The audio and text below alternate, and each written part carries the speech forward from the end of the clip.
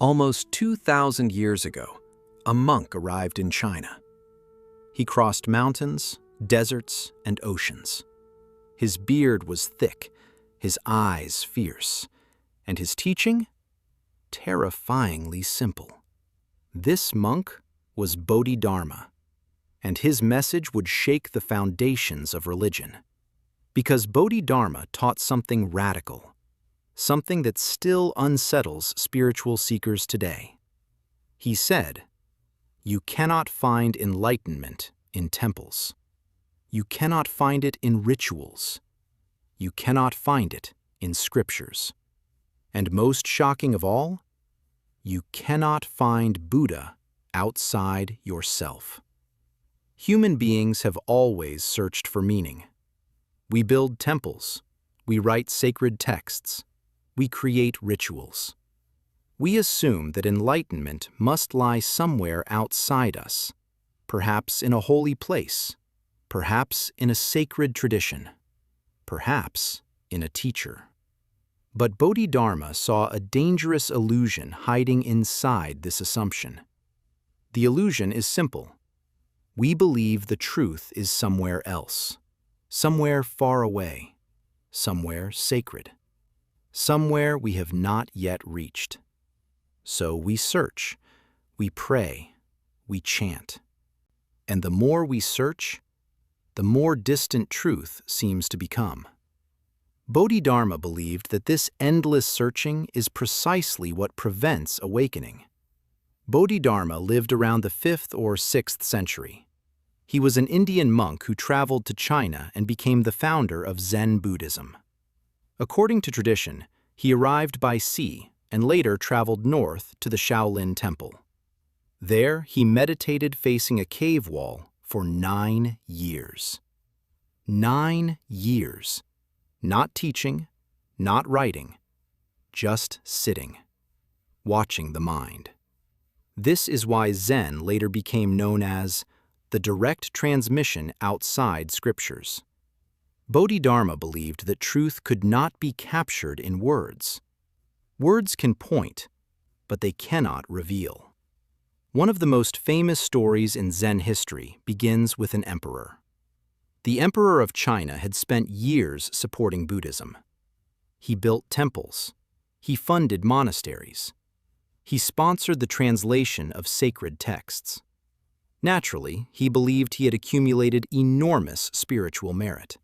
When Bodhidharma arrived, the emperor asked him, "What merit have I gained from supporting Buddhism?" Bodhidharma replied, "No merit whatsoever." Imagine hearing this. A lifetime of devotion, thousands of temples, countless monks supported. And the answer is nothing. Why? Because Bodhidharma was pointing to something deeper.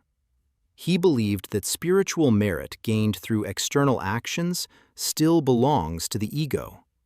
And anything belonging to the ego cannot lead to enlightenment. Bodhidharma summarized Zen in 4 lines. They later became famous throughout East Asia. The teaching goes like this: a special transmission outside the scriptures. No dependence on words and letters. Direct pointing to the human mind. Seeing one's true nature and becoming Buddha.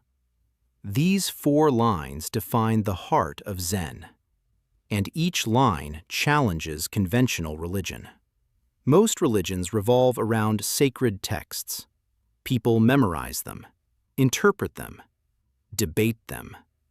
But Bodhidharma believed something crucial. Words cannot contain reality. You can read thousands of scriptures, but if you never look into your own mind, you will remain asleep. Words are only maps. Awakening begins when you stop reading the map and start walking the path. Bodhidharma's entire teaching revolves around one idea: the mind. Not beliefs, not rituals, not doctrine. The mind. In one of the sermons attributed to him, he says something astonishing. Everything that appears in the world comes from the mind. Everything. Your joys, your fears, your suffering, your sense of self. Even the world you believe is outside you. Zen does not begin by changing the world.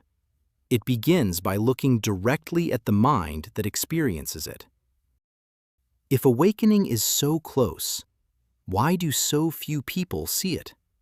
Bodhidharma believed the reason is simple. Human beings are conditioned to look outward. We chase wealth. We chase recognition. We chase spiritual experiences. Even spiritual seekers often chase enlightenment as if it were a prize. But Zen says something paradoxical. The moment you chase enlightenment, you move further away from it. Because chasing implies distance, and awakening is not distant. It is already here. One of Bodhidharma's most shocking statements is this: your mind is the Buddha. Not a statue, not a historical figure, not a supernatural being. The Buddha is awareness itself. The moment you clearly see the nature of your own mind, you realize something profound. The thing you have been searching for has been present all along. This teaching can feel unsettling because it removes all excuses. If enlightenment depends on rituals, you can always perform more rituals. If enlightenment depends on scriptures, you can always study more. But if enlightenment depends on seeing your own mind, then no one can do it for you. No priest, no teacher, no tradition. Only you.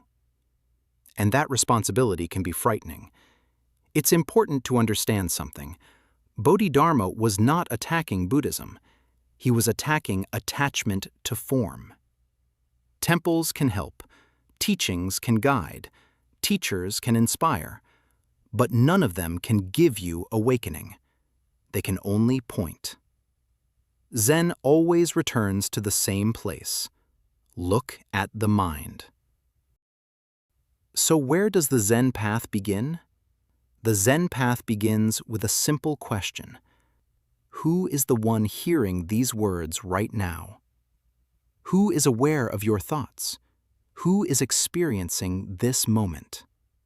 Look carefully, because the answer to that question is the doorway to awakening.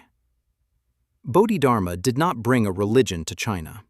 He brought a mirror that reflects the mind itself. And anyone brave enough to look into that mirror may discover something extraordinary. The journey of Zen does not lead somewhere new.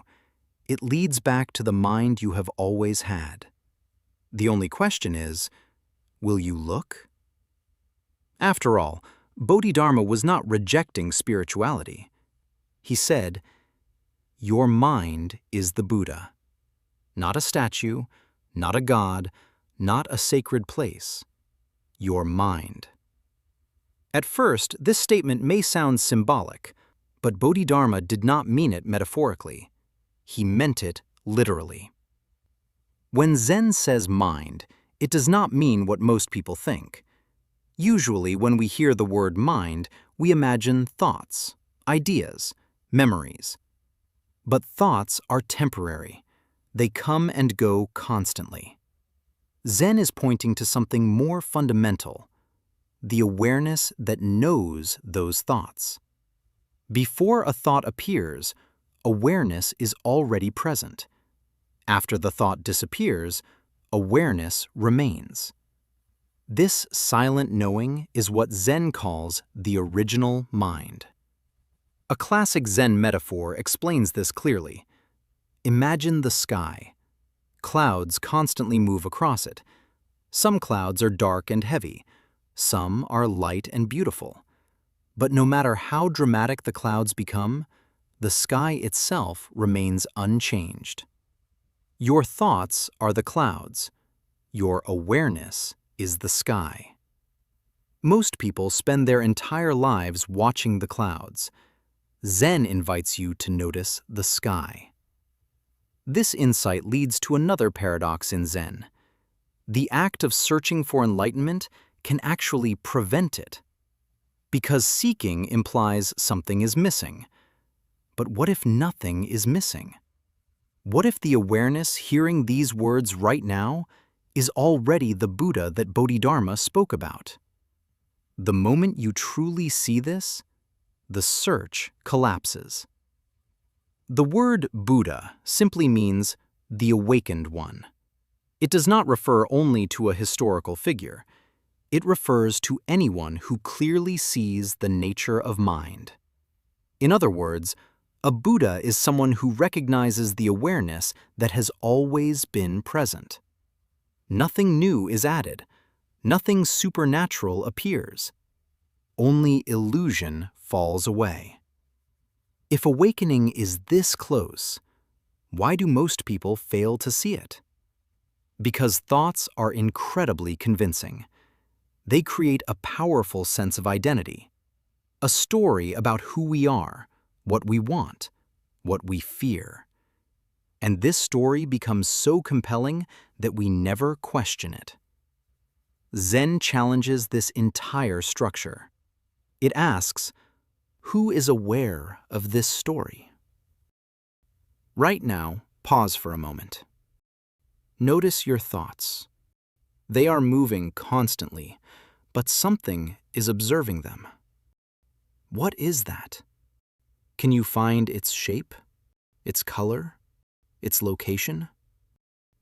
You cannot, because awareness itself has no form, and yet it is undeniably present. When someone recognizes this awareness clearly, something extraordinary happens. The boundary between seeker and enlightenment dissolves. The distance between yourself and Buddha disappears. Bodhidharma did not ask people to believe in Buddha. He asked them to see. See the mind. See the awareness behind every thought. Because once you recognize that awareness, you discover something simple and profound. Your mind is not separate from the path. Your mind is the path. The only question is whether you are willing to look.